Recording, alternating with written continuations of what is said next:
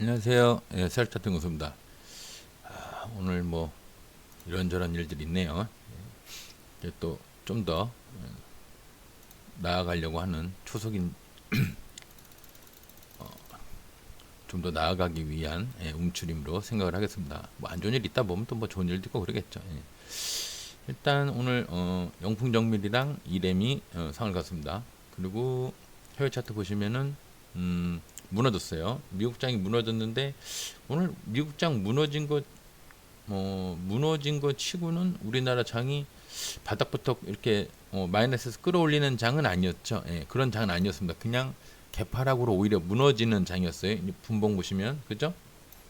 마이너스로 무너지는 장이죠. 예.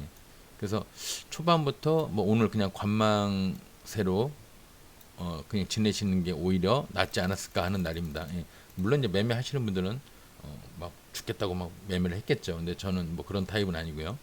일단 개파락으로 무너졌습니다. 한 번도 반등, 요것도 반등이라고 치면 뭐 반등인데 저는 뭐 이걸 반등이라고 치진 않고요. 반등을 하려고 하는 것처럼 하다가 그냥 무너졌어요. 그러니까 오히려 더 잔인한 거죠. 올라갈 것처럼 하다가 또 무너졌으니까. 그래서 일봉상으로 보면은 우리나라 장도 120 밑에 20이 있는데 120 밑에 20 있는데 20 밑에 우리나라 일봉이 있는 거 똑같죠?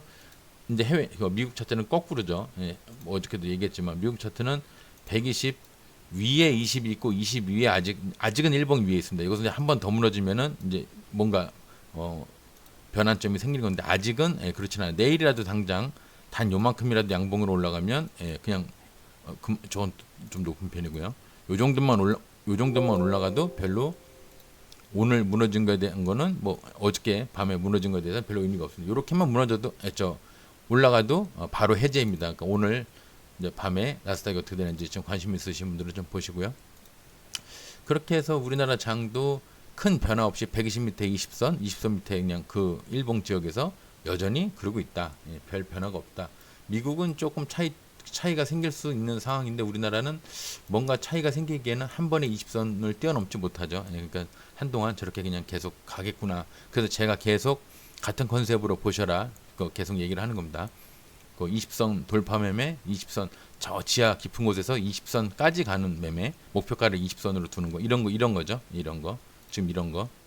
얘는 상한가를 갔지만 이렇게 20선까지 가는 매매, 이런 거, 영풍정밀 이거하고 20 돌파, 이 대표적이네요. 이 딱 두 가지가 제가 이제 계속 주기장창 계속 주장하고 있는 건데 바닥에서 아니면 지하에서 20선까지 가는 매매, 그리고 20선을 바로 시작하자마자 얼마 안 돼서 돌파하는 매매. 이 두 개인데 딱 그 두 종목이 영풍정밀과 이렘이 상한가를 둘 다 그 두 가지 컨셉 다 같네요. 나머지들은 상을 안 갖고 LNK 바이오가 시간 단일가로 마저 채워서 상을 갈 수 있는 상황인데 지금 6시가 아직 안 돼서 모르겠지만 마저 채우면은 잘하면 상을 얘가 30%가 8,580원이네요.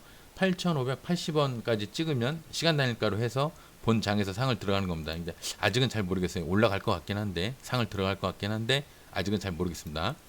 영풍정밀 같은 경우는 이제 상한가 내일 본 장에서 13만 6천이고요. 예, 그다음에 2만 뭐 잘못하면 풀리겠죠. 예, 풀릴 텐데 그래도 나름 강상이에요. 그죠? 풀릴 것 같은데 나름 강상이에요. 그래서 내일 크게 갈 건 아니고 내일 뭐 조금 보수적으로 볼까요? 침해 절반 정도로 한 근데 그러면 너무 또 낮지. 한 13, 14%까지 보시면 되겠네요. 이제 아시죠? 예, 상한가 매매 올려놨으니까요.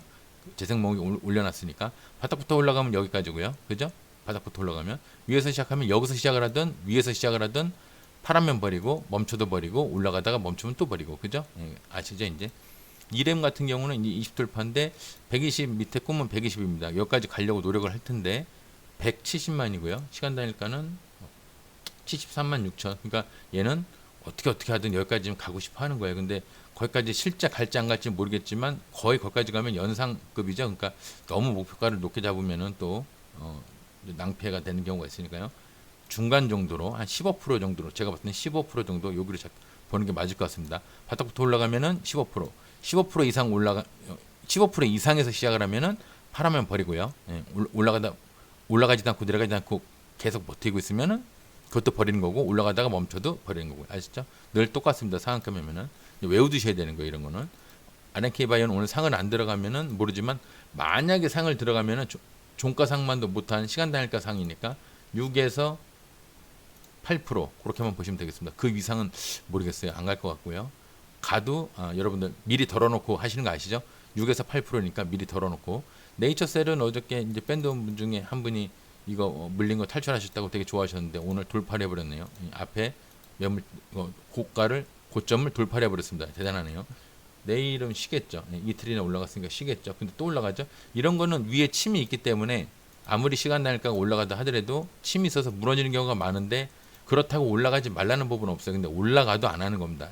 무서우니까 안 하는 겁니다. 그런 건 그냥 며칠 동안 수익 낸 거 다 작살내는 수가 있어요.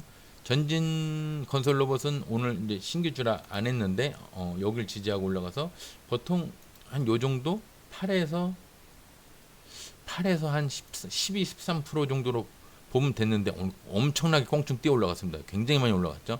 신규주라 할 수가 없어요. 신규주는 모험입니다. 이런 거 하시는 게 아니에요. 그다음에 이런 뭐 지하실에서 올라가는 거니까 지하실에서 올라갔지만 어쨌거나 무슨 매매죠? 20돌파 매매죠.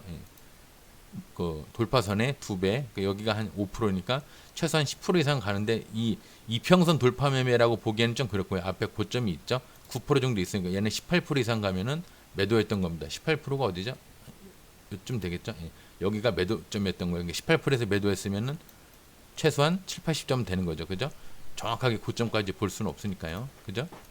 YG 플러스는 무너질 듯 하면서 계속 꾸역꾸역 가고 있는데 이제는 손을 댈 수가 없는 높이까지 올라갔어요.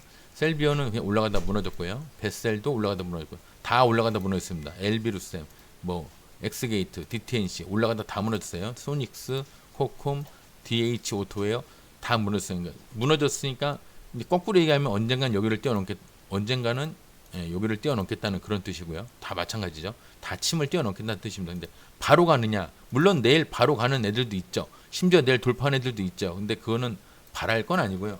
지지하고 자리 잡는 거 보시고요. 슈팅할 수 있을 만큼 자리 잡는 걸 보시고 슈팅할 준비가 돼가는 거를 어느 정도 여러분들 눈에 확인할 수 있는 종목들 위주로 관심 종목에 넣어서 보시면 될 것 같습니다.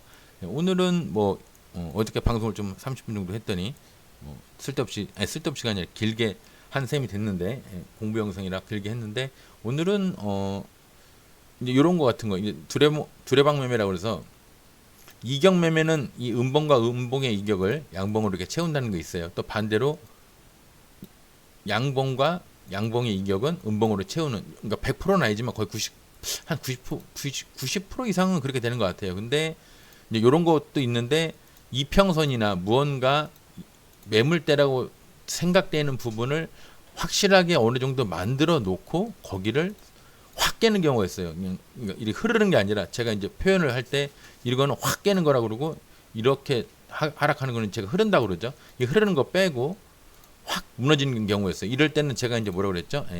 원래 무너지기 바로 전 매물대까지는 이 과정은 모르지만 여기서 뭐 횡보도 하고 물량도 받고 구라도 치고 뭐 여러 가지 뭐 과정이 있겠지만 어쨌거나 거기까지는 가려고 노력한다.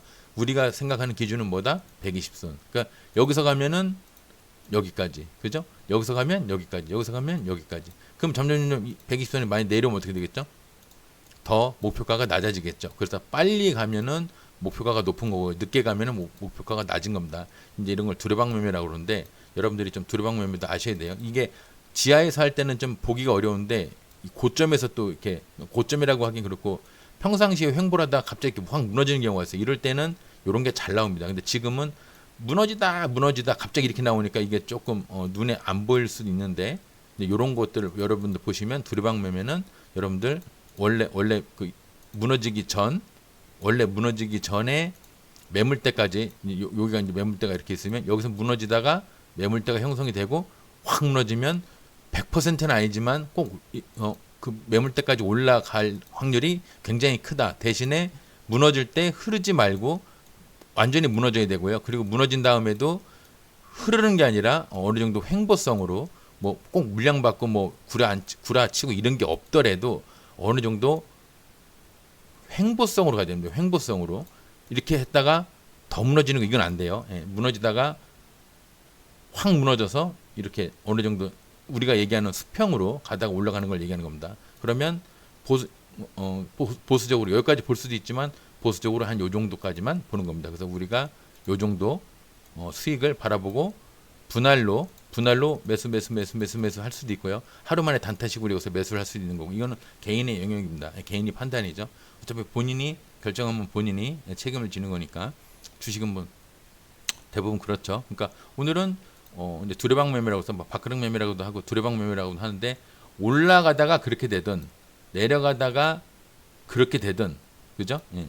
이 횡보하는 게 무너질 때 확 무너지고 밑에서 횡보하면은 목표가가 무너지기 전, 이 위는 좀 달라요. 여기는 좀 다른데 보수적으로 이렇게 보면 되고요. 밑에는 보수적으로 보더라도 이게 만약 국자라고 본다면 국자 끝에까지 물 넘치는 데까지 이렇게 보시면 되겠습니다. 그러니까 아무래도 하락하고 있다가 올라가는 게 더 뚜렷하게 모양이 나오긴 하는데, 올라가다가 내려오면 이게 꼭 두레박처럼 안 보이는 경우가 많아서, 그러니까 이런 게 두레박으로서 더 잘 보이긴 한데, 얘도 엄밀히 가면은 두레박은 아니에요. 그죠? 엄밀히 가면 요도 나름 흐르고 있죠. 이렇게 나름 흐르고 있죠. 그러니까 이런 걸 얘기하는 건 아닙니다. 근데 얘가 이 상태에서 여기서 이렇게 또 끼역끼역 올라가기 시작하면 또 얘기가 달라지는 거예요. 그죠?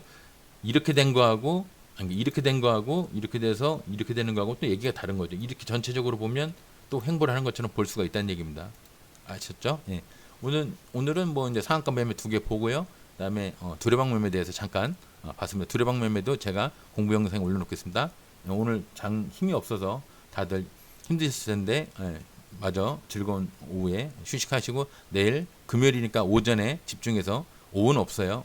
원래 금요일은 요즘 장이 뭐 약해서 그런다고 하지만 금요일은 장이 좋은 시절에도 원래 오전뿐이 없습니다. 예, 오전에 집중해서 매매하시는데, 만약에 시초부터 그냥 계속 무너진다, 장이 지수 자체가 무너진다, 그러면 관망만 하시는 것도, 매매 안 하시는 것도 하나의 방법입니다. 예, 무조건 매매하시는 게 좋은 게 아니에요. 오늘 방송 여기서 마무리하겠습니다. 수고하셨습니다.